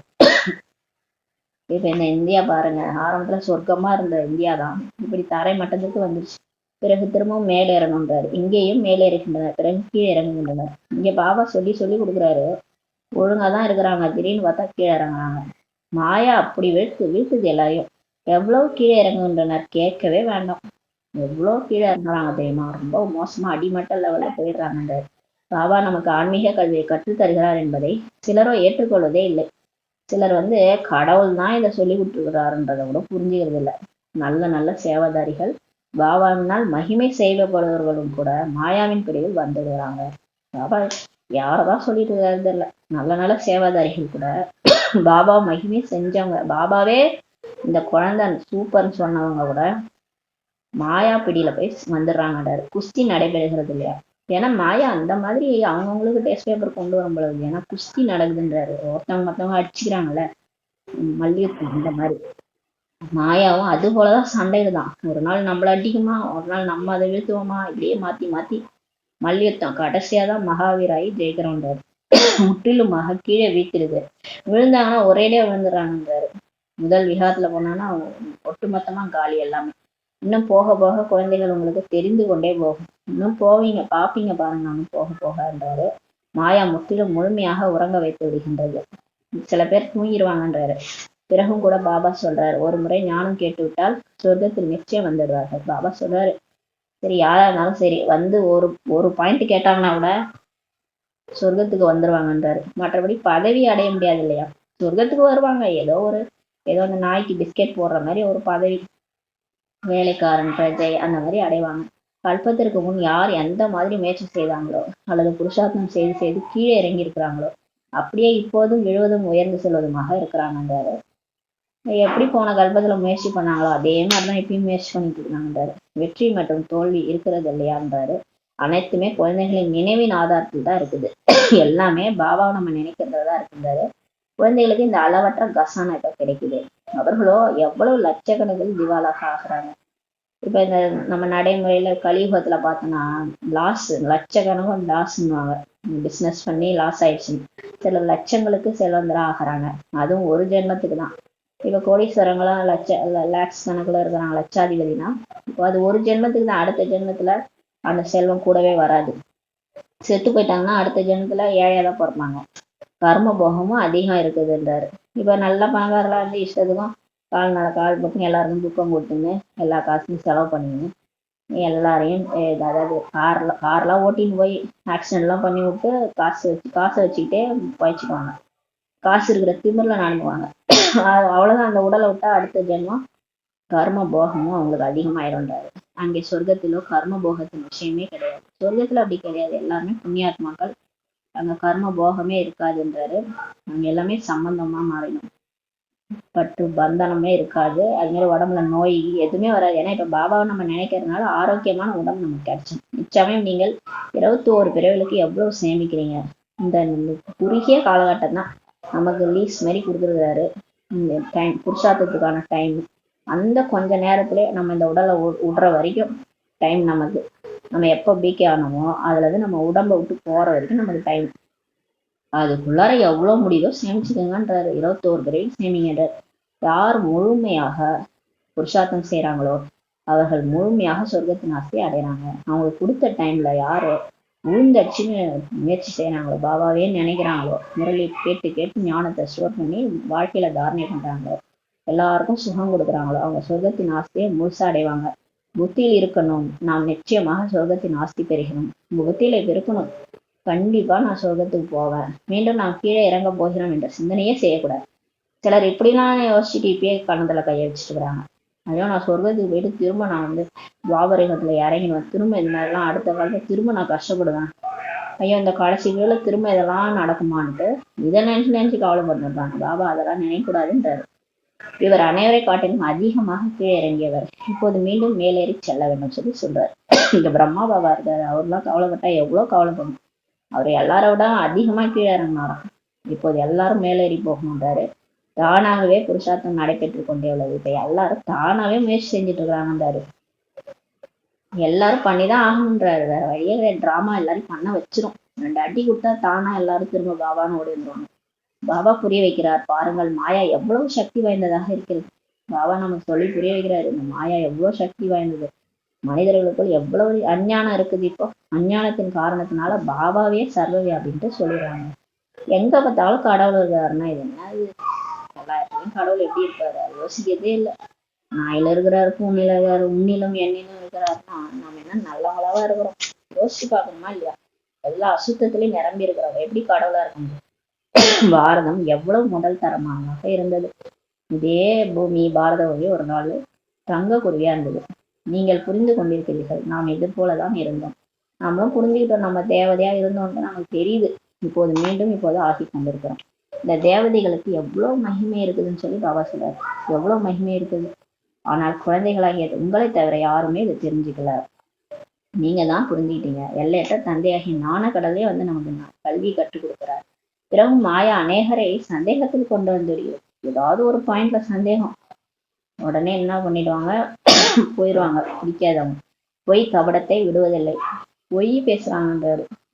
பொய் கள்ளம் கபடம் இதெல்லாம் விட்டுறதில்லை. சொல்லுவாங்க அந்த கபடமா இருப்பாங்கன்னு சொல்லுவாங்க. கபடமா பேசுறது இதெல்லாம் ஏதாவது மனசுல ஒண்ணு வச்சுக்கின்னு பேசுறது. அதனால பாபா சொல்கிறார், உங்களுடைய உண்மையான சாட்டை எழுதுங்க. பாபா கேட்கறாரு, தினம் எவ்வளவு நேரம் நான் நினைக்கிறேன். காலையில இருந்து அமிர்தவேலை எவ்வளவு நேரம் பாபா நினைச்சேன். நான் வந்து எவ்வளவு முரளி எத்தனை தடவை படிச்சேன், எத்தனை தடவை கேட்டேன். டிராபிக் கண்ட்ரோல் நினைச்சேனா என்கிட்ட யோசிங்க. பாபாவை எவ்வளவு நேரம் நினைச்சேன். சமைக்கும் போது நினைச்சேனா, குளிக்கும் போது நினைச்சேனா, நடக்கும் போது நான் சொமான்ல இருந்தேனா, என்ன நானே நான் உயர்வா நினைக்கிறேனா இல்ல தாழ்வா நினைச்சிட்டு இருக்கிறேனா, அழுதுகிட்டே இருக்கிறேனா டெய்லி, எல்லாத்தையும் செக் பண்ணுங்கன்றாரு. இந்த கலியுக வாழ்க்கையை நிறைய நடந்துட்டு இருக்குன்னா இல்ல சங்கமயுகம் மாதிரி பாபா நினைவுல இருக்கிறனான்றத சாட்டு வைங்கன்றாரு. ஆனால் தேக அபிமானத்தின் காரணத்தினால உண்மையே சொல்றது இல்லை. நிறைய பேர் தேக அபிமானத்துல வந்து தவறு பண்ணிட்டு இருக்கிறாங்க. சாதாரணமாவே வாழ்ந்துட்டு இருக்கிறாங்க. அந்த உண்மையை பாபாட்ட சொல்றது இல்லை. ஆக அதுவும் விக்ரமாக பாவமாக ஆகிடுதுன்றாரு. அனைத்தையும் சொல்ல வேண்டும். பாபாட்ட சொல்லலைனாலே அதுவும் பாவம்ன்றாரு. பாருங்க, நம்ம என்ன பண்றோம் காலையில இருந்து சாயங்காலம் வரைக்கும் பாபாட்ட சொல்லலைன்னா அதுவும் பாவம்ன்றாரு. ஏன்னா அவர் மதிக்கல, அவரை நம்பல, மதிக்காம தானே சொல்லாம இருக்கிறீங்க. இவர்கிட்ட சொன்னா என்ன மாறவா போகுதுன்னு நினைச்சிட்டு இருக்கிறீங்க. அதனால அது கூட பாவம்னு சொல்றாரு. அனைத்தையும் சொல்ல வேண்டும் இல்லையா? எல்லாத்தையும் நீங்க சொன்னாதானே எனக்கு தெரியுன்றாரு. சொன்னாதான் நான் வந்து சக்தி கொடுப்பேன். அதுல இருந்து நீங்க வெளியே வர்றதுக்கு தப்பிக்கிறதுக்கு. இப்ப நம்மள்ட்ட ஒரு அவகணம் இருக்குது, கோபம் இருக்குது, கத்துறோம், இல்ல சிறுன்னு இருக்கிறோம். இதை பாபாட்ட சொல்லவே இல்லை. டெய்லி யாரையாவது திட்டிட்டு இருக்கிறோம், யாரையாவது கரிசி போட்டிட்டு இருக்கிறோம்னா பாபாட்ட சொன்னா என்ன நினைப்பாரு அப்படி ஆயிட்டு நம்ம இப்படி இருக்கிறோமேட்டு சொல்லவே இல்லைன்னா நீங்க எப்படி கோபத்தை வெல்லுவீங்கன்னு கேக்குறாரு. உங்களுக்கு யார் சக்தி கொடுப்பாங்க? கரண்ட் கொடுப்பாங்க. கரண்ட் கொடுத்தாதான் பாபா மாத்துவாரு. இப்ப டெய்லி அழுதுட்டு இருக்கிறோம், அழறதே வேலையா இருக்குது, பழசு நினைச்சு இதெல்லாம் சொன்னாதானே தெரியும். பாபா நான் இதெல்லாம் டெய்லி அழுகுறேன், நேத்து நடந்ததை நினைச்சேன், போன வருஷம் நான் அதெல்லாம் நினைச்சு அழுதுட்டு இருக்கிறேன் பாபா. இதெல்லாம் சொன்னாதானே பாபா வந்து அழ விடாம பண்ணுவாரு, சிரிக்க வைப்பாரு. நீங்க சொல்றதே கிடையாது. சொல்லலைன்னா நீங்க அதே மாதிரியே இருந்துருவீங்க. தண்டனை அதிகமா கிடைக்கும்ன்றாரு. இல்லை என்றால் அதிக தண்டனை பெற நேரிடும். கர்ப்ப ஜெயிலும் கூட அதிக தண்டனை கிடைக்கிறது சொல்றாரு. கர்ப்ப ஜெயில சொல்லி சொல்லி காட்சி காட்டி தண்டனை கிடைக்கும்ன்றாரு. நீ போன ஜென்மத்துல இப்படிலாம் பண்ண, நீ அங்கேதான் போய் போறப்ப அவங்களுக்கு நீ என்னென்னலாம் பண்ணல அது திரும்ப உனக்கு செய்வாங்க அப்படின்னு காட்சி காட்டி தண்டனை கொடுப்பாராம். பாவ செயலை மீண்டும் செய்ய மாட்டோம்ட்டு குழந்தை வந்து உறுதி சொல்லும். அப்புறம் திரும்ப பிறந்த உடனே அப்புறம் பழையபடி செய்ய ஆரம்பிச்சிடும். எப்படி யாருக்காவது அடி கிடைத்தாலும் இது போல் மன்னிப்பு கேட்கறாங்க இல்லையா? இப்ப யாராவது போலீஸ்ல மாட்டிக்கினாங்கன்னா மன்னிப்பு கேட்பாங்க. ஐயோ மன்னிச்சுங்க இனிமே செய்ய மாட்டோம். தண்டனை கிடைக்கும் போதும் இது போல சொல்றாங்க. இப்போது குழந்தைகள், நீங்கள் மாயாவின் ராஜ்யம் எப்போதிருந்து ஆரம்பமானது என்று புரிஞ்சுக்கிட்டீங்க. பாவம் செய்து கொண்டே உள்ளனர். இப்ப எல்லாரும் பாவம் செஞ்சுட்டே இருக்காங்க. பாபா பாக்குறாரு, இவர் அவ்வளவு இனிமையான மென்மையானவராக ஆவதில்லைன்னு சொல்லி பாக்குறாரு. பாபா எவ்வளவோ பாடம் எடுத்து முள்ள மலராக்கிட்டு இருக்காரு. இருந்தாலும் அந்த அளவுக்கு மாறுறதில்ல. பாபா எவ்வளவு மென்மையான குழந்தைகளை போல் நடந்து கொள்கிறார். ஏனென்றால் டிராமாவின் படி நடந்து சென்று கொண்டே இருக்கிறார். இப்ப பிரம்மா பாபா அந்த டிராமா படி நடந்துகிட்டே இருக்கிறாரு. டிராமாவில் எது நடக்கவிருந்ததோ அதுதான் நடந்ததுன்ட்டு சொல்வாரு. பிரம்மா பாபா எப்பயுமே சொல்வாரு. எது பெரிய விஷயம் நடந்தாலும் பாபா அதான் சொல்வாரு. டிராமால என்னவோ அதான் நடந்துச்சு, நீ இப்படி இருக்கக்கூடாது என்று புரிய வைக்கவும் செய்கிறார். பாபா ஃபர்ஸ்ட் சொல்லிடுவாரு, நீங்க தவறு பண்ணிட்டீங்க, பரவாயில்ல, டிராமால இருந்து செஞ்சிட்டீங்க, ஆனா இனிமே அப்படி செய்யக்கூடாதுன்ட்டு பிரம்மா பாபா புரிய வைக்கவும் செய்யறாரு. பாப் தாதா இருவரும் சேர்ந்து இருக்கிறாங்க இல்லையா? இப்ப வந்து பிரம்மா பாபா உடல்ல சிவபாபாவும் இருக்கிறாரு இல்லையா? தாதாவின் வழிமுறை அவருடையது. இந்த பிரம்மா பாபா அவர் ஒரு வழி சொல்றாரு, அதுவும் ஸ்ரீமத்து தான். அவரு வழி சொல்றாரு. அவர் இந்த உடம்புக்கான வழியெல்லாம் வந்து பிரம்மா பாபா தான் சொல்றாரு. ஏன்னா சிவபாபாவுக்கு உடம்பே கிடையாது. அதனால உடம்ப பத்தி அவருக்கு தெரியாது. இந்த காமம், கோபம், பற்று, ஆசை, அகங்காரமும் அவருக்கு தெரியாது. சிவபாபாவுக்கு அந்த 5 விகாரம் என்னன்னு தெரியாது. இந்த உடம்புனா அதை குளிக்க வைக்கணும், சாப்பாடு கொடுக்கணும், இதெல்லாம் இப்ப சிவபாபாவுக்கு தெரியாது. எந்த மாதிரி சாப்பிடணும், எந்த மாதிரி ஃபுட் எல்லாம் எடுக்கணும், அதெல்லாம் சிவபாபாவுக்கு தெரியாது. அதெல்லாம் இந்த பிரம்மா பாபா தான் அவர் சொல்றாரு. இதனால அவர் சொல்ற வழிமுறை கரெக்ட் தான். ஈஸ்வரின் வழிமுறை ஈஸ்வரனுடையது. இந்த ஈஸ்வரனுடைய வழிமுறை அவர் ஸ்ரீமத் என்ன சொல்லுவார்னா, அமிர்த வேலையில என்ன நினைங்க, முரளி படிங்க, இதெல்லாம் வந்து ஈஸ்வரன் கொடுக்குற வழிமுறை. சுகம் கொடுக்குற மாதிரி வார்த்தைகள் பேசுங்க. இதெல்லாம் ஈஸ்வரனே நமக்கு சொல்ற வழிமுறை. இந்த வழிமுறை யார் தருகிறார் என்று புரிந்து கொள்ளணும். இப்போ எந்தெந்த வழிமுறை, இந்த ஸ்ரீமத் யார் சொல்லியிருப்பாங்க, இந்த ஸ்ரீமத் யார் சொல்றாங்க, இதெல்லாம் நம்ம நல்லது தானே சொல்றாங்க. இவரும் கூட தந்தை தான் இல்லை, அந்த பிரம்மா பாபா கூட நமக்கு அப்பா தானே. அப்பா குழந்தைங்களுக்கு கெட்ட வழிமுறையா சொல்லுவாங்களா? அவர் கரெக்டா தான் சொல்லிட்டு இருக்காரு. தந்தை சொல்றதையே ஏற்றுக்கொள்ளதான் வேண்டும். இப்ப 2 பேருமே அப்பா அப்பா சொல்றதை கேட்க தானே ஆகணும். பாபாவோ பெரியவர் இல்லையா? அதனால பிரம்மா பாபா சொல்றாரு, சிவபாபா தான் சொல்கிறார் என்று புரிந்து கொள்ளுங்க. பிரம்மா பாபா சொல்றாரு, இந்த வழிமுறையெல்லாம் ஸ்ரீமத்லாம் கடவுளே சொல்றாருன்னு நினைச்சுக்கோங்க, அப்பதான் ஃபாலோ பண்ணுவீங்கன்றாரு. புரிந்து கொள்ளவில்லை என்றால் பதவியும் அடைய மாட்டாரு. ஆனா எவ்வளவு சொல்லி இந்த பிகேஸ் மாறலன்னா பதவி அவ்வளவுதான் அப்படின்னு புரிஞ்சுக்கணுன்றாரு. நேற்று சொன்னார்ல, இந்த பதவி கம்மியா அடையிறவங்க படிக்க மாட்டாங்க, அப்புறம் பாபாவை நினைக்கவும் மாட்டாங்க, இந்த ரெண்டுமே செய்ய மாட்டாங்க, அவங்க போயிட்டு வேலைக்காரனா தான் ஆவாங்கன்றாரு.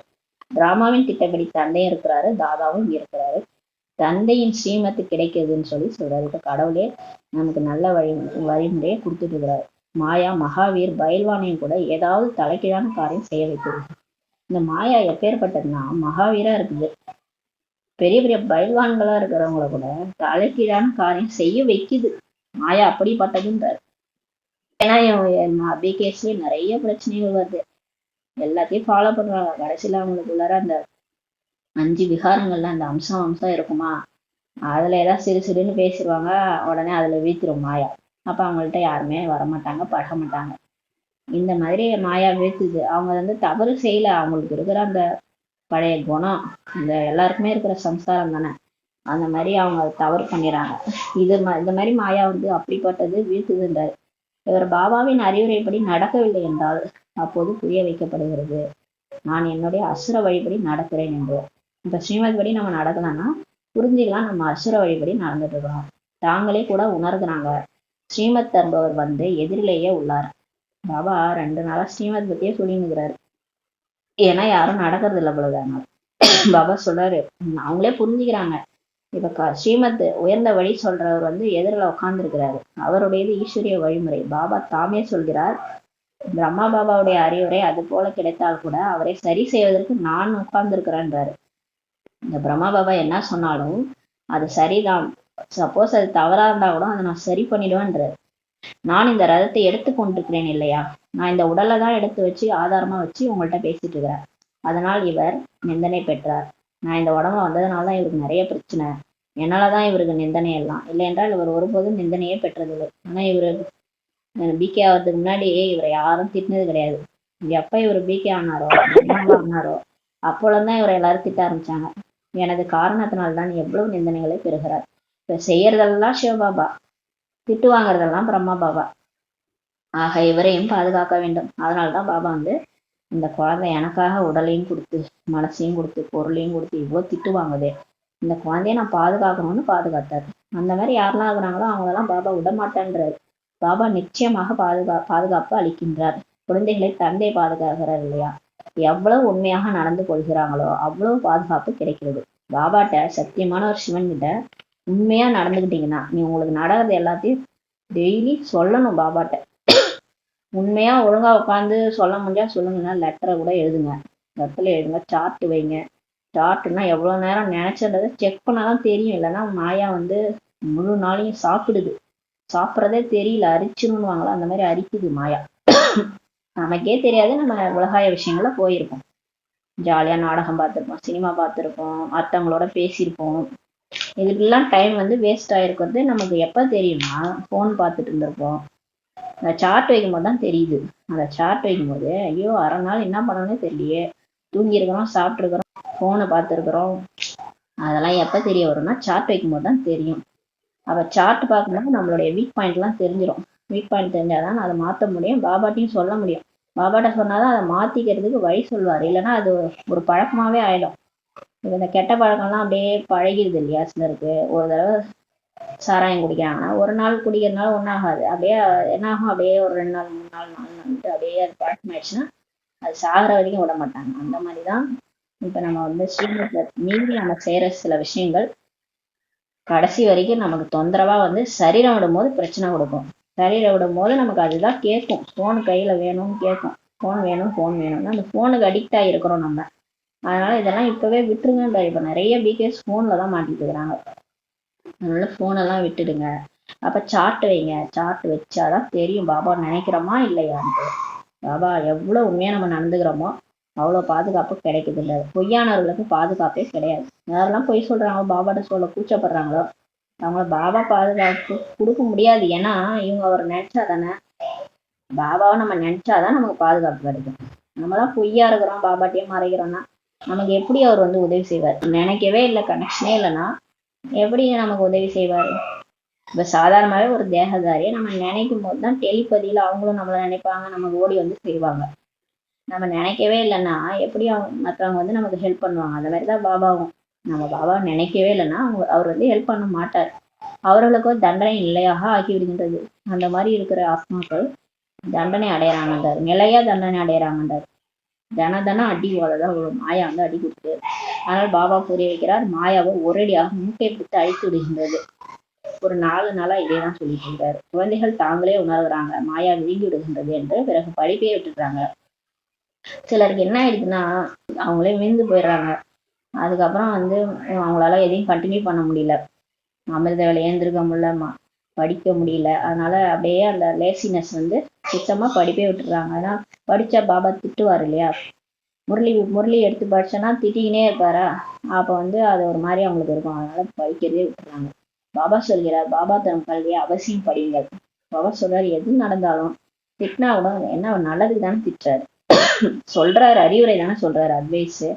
அதனால பாபாவே விட்டுறாதீங்க, அவர் முரளியும் விட்டுறாதீங்க. நல்லது யாராவது ஒருவரின் தோஷமாகவும் கூட இருக்கட்டும், இதில் ஒருவர் எப்படி செய்கிறாரோ வருங்காலத்தில் அதை அடைவார். பாபா சொல்றாரு, யார் தவறு செஞ்சா கூட செய்யட்டும், ஆனா யார் என்ன செய்யறாங்களோ அதான் அடைவாங்கன்றாரு. ஏனென்றால் இப்போது உலகம் மாறிட்டு இருக்குது. மாயா அப்படி குத்து விடுகின்றது, அந்த குஷியே இருப்பதில்லை.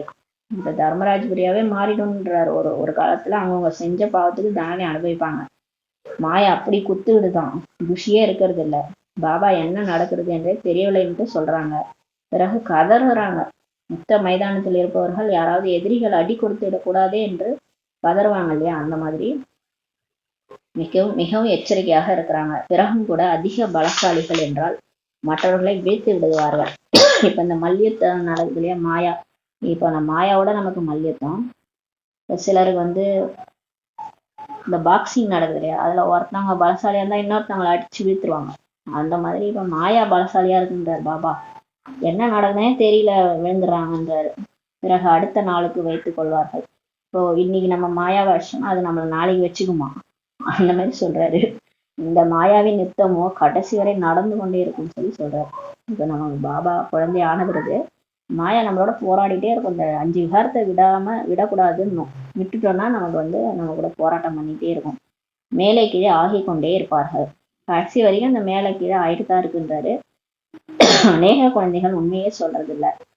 இப்ப வந்து இந்த மாயாவுக்கு பயந்துகிட்டு சரி மாயா கூடவே இருந்துடலான்னு கூட சிலர் போயிடுறாங்க வாபஸ் வாங்கிட்டு பயந்துகிட்டு. நிறைய குழந்தைகள் வந்து உண்மையே பாபாட்ட சொல்றது இல்ல. தனது சுய கௌரவம் பற்றி அதிக பயம் இருக்கிறது.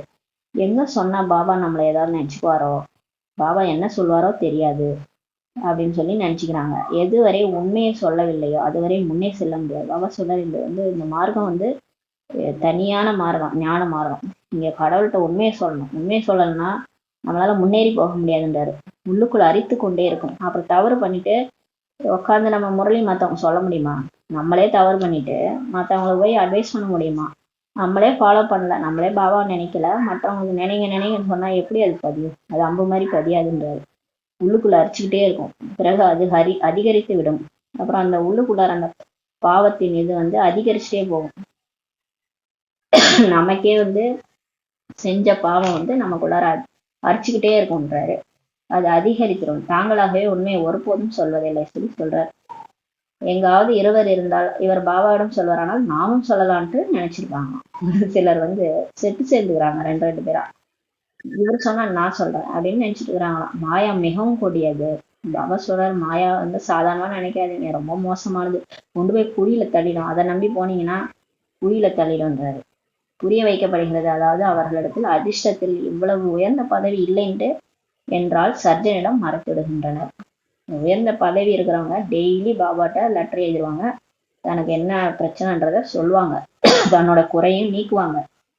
எழுதாதவங்க பதவி அடைய முடியாதுன்றாரு. மறைப்பதால் நோய் விட்டு போவதில்லை. இப்ப நீங்க பாபாட்ட உங்க பிரச்சனையை சொல்லலைன்னா உங்க நோயே போகாது. இப்ப டாக்டர்கிட்ட போயிட்டு பிரச்சனை என்னன்னு சொன்னாதானே டாக்டர் மாத்திரை கொடுப்பாரு. இல்லைன்னா அந்த நோய் சரியாகாது. அது நோய் அப்படியே தொடர்ந்துகிட்டே இருக்கும். டாக்டர்கிட்ட உண்மையை சொல்லணும், எனக்கு இதுதான் பிரச்சனைன்ட்டு. அங்க போயிட்டு டாக்டர்கிட்ட கூச்சப்பட்டுன்னு உண்மையை சொல்லாம இருந்தா என்ன ஆகும்? நோயே போகாது. அது மாதிரிதான் இங்கேயும். பாபா சர்ஜனா வந்திருக்காரு, டாக்டரா வந்திருக்காரு. அவர்கிட்ட எவ்வளவு மறைக்கிறோமோ நம்ம கீழே விழுந்துகிட்டே இருப்பாங்கன்னு சொல்றாரு. இதுல இப்படி தப்பு பண்ணிட்டேன் பாபா, இப்படி கோவப்பட்டுட்டேன், இந்த மாதிரி எல்லா விஷயத்தையும் சொல்லணும் ஆசைப்பட்டுட்டேன், இந்த மாதிரி நிறைய எனக்கு வந்து வீக் பாயிண்ட் இருக்குது, இந்த மாதிரி விஷயங்களை நான் மாற்றுறேன், எல்லாத்தையும் பாபாட்ட சொல்லணும். சொன்னாதான் அதுல இருந்து வெளியே வர்றதுக்கு வழி சொல்லுவாரு. கரண்ட் கொடுப்பாரு, சக்தி கொடுப்பாரு, முரளிலையும் வழி சொல்லுவாரு. பூதங்களும் அனைவரிடம் உள்ளன இல்லையா பாபா சார். எல்லாருக்குள்ளாரையும் யாரும் பர்ஃபெக்ட் கிடையாது. எல்லாருக்குள்ளாரையும் 5 பூதம் இருக்குது. அதோட இதுதான் வேற. அது எவ்வளவு லெவல்ல இருக்குதுன்றதுதான் வேற. பெர்சன்டேஜ் எவ்வளவு இருக்குன்றதுதான். ஒரு சிலர் வந்து அதிகமா இருக்கும், கோபம் அதிகப்படுவாங்க, ஆனா ஆசை அதிகமா இருக்காது. சிலருக்கு ஆசை அதிகமா இருக்கும், கோபம் கம்மியா இருக்கும். இந்த மாதிரிலாம் விதவிதமா அந்த பெர்சன்டேஜ் தான் வேற மாதிரி இருக்கும். மற்றபடி எல்லாருக்குள்ளாரையும் 5 பூதம் வந்து இருக்குதுன்றாரு. இல்லைன்னா இந்நேரம் பாபாவுக்கு பக்கத்துல சூட்சும லோகத்துக்கு போயிருப்பாங்களே, உடம்பே விட்டுட்டு போயிருப்பாங்க. எல்லார்கிட்டையும் ஏதோ டிஃபெக்ட் இருக்குன்றாரு. எதுவரை கர்மாதினில ஏற்படவில்லையோ அதுவரை குற்றமான பார்வையை விடுறது இல்லை.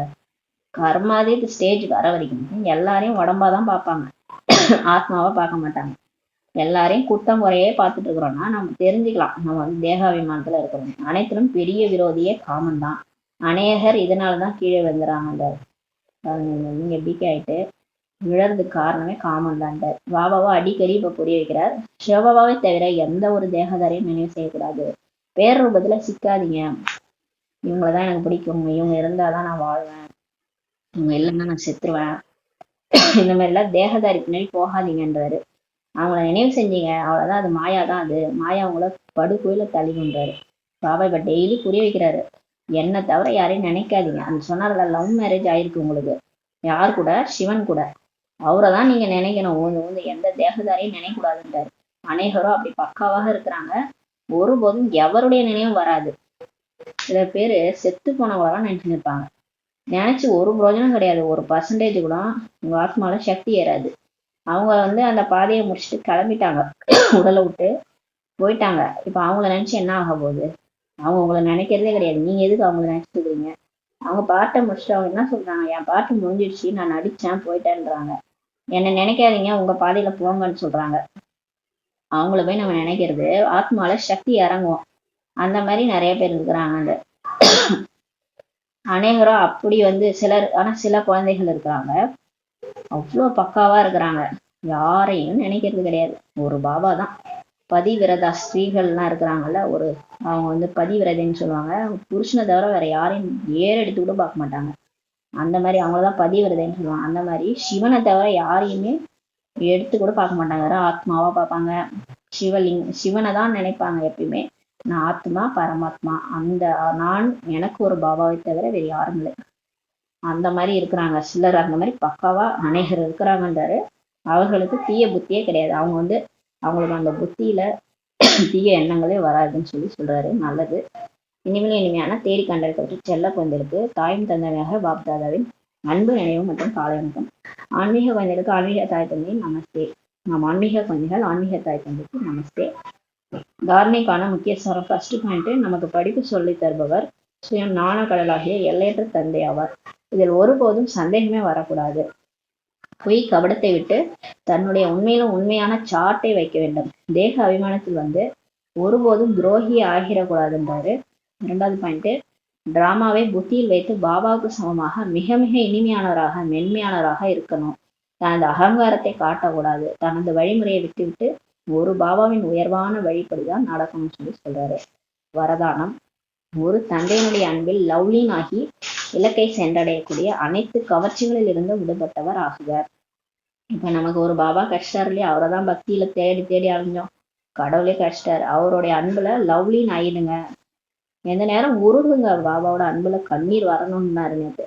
அன்பு கண்ணீரே வரணும், அப்பதான் மாலையில மணியா போக்க முடியும். அந்த மாதிரி ஆகி இலக்கை சென்றடையக்கூடிய உங்களுடைய இலக்கு என்ன? தேவதையா ஆகணும். அந்த சொர்க்கத்துக்கு போகணும், அந்த இலக்கை சென்றடையக்கூடிய அனைத்து கவர்ச்சியிலிருந்து விடுபட்டவர் இவன் மாயா கவர்ச்சி பண்ணுது இல்லையா, அந்த கவர்ச்சியிலிருந்து விடுபட்டவர் ஆகணுன்றவர் தான் கேட்கிறாங்க. வாக்தாதா குழந்தைகளை தங்களுடைய அன்பு மற்றும் சகயோகம் என்ற மடியில் அமர வச்சு இலக்கை நோக்கி அழைத்து சென்று கொண்டிருக்காரு. பாருங்க, கடவுள் நம்மளை மடியில உட்கார வச்சிருக்காராம். எந்த மடியிலன்னா அன்பு என்ற மற்றும் சகயோகம், அவரோட அன்பு என்ற மடியில. ஏன்னா அவருக்குதான் உடம்பே கிடையாது. ஏன்னா பிரம்மா பாபாவுக்குனா சூக்ஷ்ம உடல் இருக்குது. அவருக்கு அன்பு என்ற மடியில சகயோகம் என்ற மடி. சகயோகம்னா ஓடி வந்துடுறாரு, கூப்பிட்டா பாபான்னு கூப்பிட்டா ஓடி வந்துடுறாரு, நமக்கு ஒத்துழைப்பு கொடுக்கறதுக்கு வராரு. அன்பு என்ற சகயோகன்ற மடியில உட்கார வச்சு நம்மளை இலக்கை நோக்கி அழைத்து போயிட்டு இருக்கிறாரு. குழந்தை எவ்வளவு கஷ்டப்பட்டுருச்சு, 63 ஜனமா எவ்வளவு கஷ்டப்பட்டிருக்கேன் குழந்தை. இப்போ ஒரு ஆறுதல் கொடுப்போம்னு மடியில உட்கார வச்சு தடவி கொடுத்து சொர்க்கத்துக்கே கூட்டிட்டு போயிட்டு இருக்கிறாரு. இந்த மார்க்கம் உழைப்பிற்கானது அல்ல. பாபா சொல்றாரு, கஷ்டமானதே இல்லைன்றாரு. அன்புனால நீங்க உழைப்பே, அன்புனா எங்க அன்பு இருக்கோ அங்க உழைப்பே கிடையாது. அன்பா நினைக்கிறது வேற, கஷ்டப்பட்டு நினைக்கிறது வேற. இந்த மார்க்கம் உழைப்பிற்கானதே அல்லன்றார்.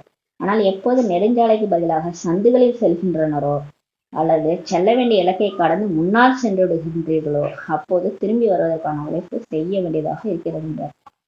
எப்ப நம்ம இந்த ஸ்ட்ரெயிட்டா நெடுஞ்சாலையில போனா ஈஸியா போயிடலாம். இந்த ஷார்ட் ரூட்ல போறேன், குறுக்கு சந்தில போறோம்னு நினைச்சுக்கோங்க, நம்ம போற இடத்துக்கு ரொம்ப லேட்டா போயிடும். அந்த மாதிரி இலக்கை கடந்து முன்னால் போயிடுறாங்க. எங்கேயாவது போயிட்டு வழி மாறி போயிட்டு திரும்ப அதே பாதையில போக வேண்டியதா இருக்கும்.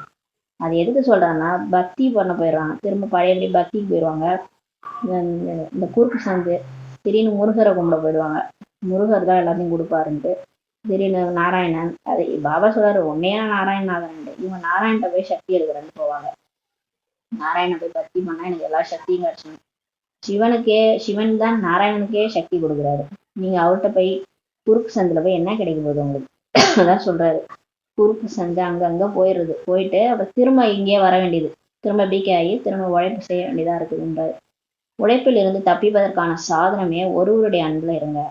இப்போ உழைப்புல இருந்து தப்பிக்கணும்னா ஒரு பாபாவோட அன்புலதான் இருக்கணும். ஒரு தந்தையின் அன்பில் மூழ்கி ஒவ்வொரு காரியமும் செய்யுங்கள். பாபாவுடைய அன்புல மூழ்கி இருந்து நீங்க வேலை செய்யும் போது லேசா இருக்கும். அப்போது உங்களுக்கு வேற எதுவுமே தென்படாது. உங்க கண்ணுல வேற எதுவுமே அந்த மாயா கவர்ச்சி பண்ணாது. வேற எப்படியோ இழுக்குது, மாயா தான் அந்த பக்தியில கூட நம்மளை பிடிச்சி இழுக்கிறது. அது இதுன்னு காமிச்சு அப்படியே ஈர்த்துட்டு போயிடும். ஏன்னா பாபாட்ட பிரிக்கிறதா அதோட குறிக்கோள். இவங்களை எப்படி மாட்டுவாங்கன்னு பார்க்க முடியுது. அப்ப நம்ம பாபா அன்புல மூழ்கி இருக்கும்போது நமக்கு எதுவுமே கண்ணுல தென்படாதுன்றாரு. அந்த மாதிரி காரியம் செய்யுங்க, அனைத்து கவர்ச்சிகளிலும் விடுபட்டு விடுவீங்கன்னு சொல்றாரு. எல்லா கவர்ச்சி, இந்த மாயா பண்புல விதவிதமான கவர்ச்சி கொண்டு வருது, அதுல இருந்தெல்லாம் விடுபட்டுருவீங்க. சிலருக்கு தெரிய மாட்டேது, இதெல்லாம் மாயானே தெரியாம அதுல மாட்டிட்டு இருக்காங்க. இப்போ நீங்க அந்த மாதிரி ஒரு பாபாவுடைய அன்புல மூழ்கி இருக்கும்போது உங்க இலக்கை நீங்க போய் சேர்ந்துருவீங்க. அந்த மாதிரி இருக்க கூட கவர்ச்சியில இருந்து விடுபட்டவர் வரதானம் கொடுக்குறாங்க. ஸ்லோகன், தன்னுடைய அதிர்ஷ்டத்தின் அனுபவத்தை முகம் மற்றும் நடத்தையின் மூலம் செய்வித்திருங்கள். இப்போ உங்களுக்கு யார் கிடைச்சிருக்கிறாங்க? கடவுளே கிடைச்சிட்டாரு இல்லையா? அது உலகத்துக்கு தெரியுமா? தெரியவே தெரியாது. அதை தெரிவிக்கணும்னா எப்படி தெரிவிக்கணும்? உங்க முகம் மற்றும் நடத்தையின் மூலம் நீங்க யாரை அடைஞ்சிருக்கீங்க, உங்க அதிர்ஷ்டம் எவ்வளவு. லாட்ரி அடிச்சிருக்கு இல்ல, லாட்ரி அடிச்சவங்க மூஞ்ச பார்த்தாலே தெரியும் அவங்களுக்கு லாட்ரி அடிச்சிருக்குன்றது. அந்த மாதிரி உங்க முகத்தை பார்த்தாலே உங்களுக்கு கடவுள் கிடைச்சிருக்கிறாருன்றது தெரியும். முகம் மற்றும் நடத்தின் மூலம் செய்வித்திருங்கன்னு சொல்லி பாபா சொல்றாங்க. ஓம் சாந்தி.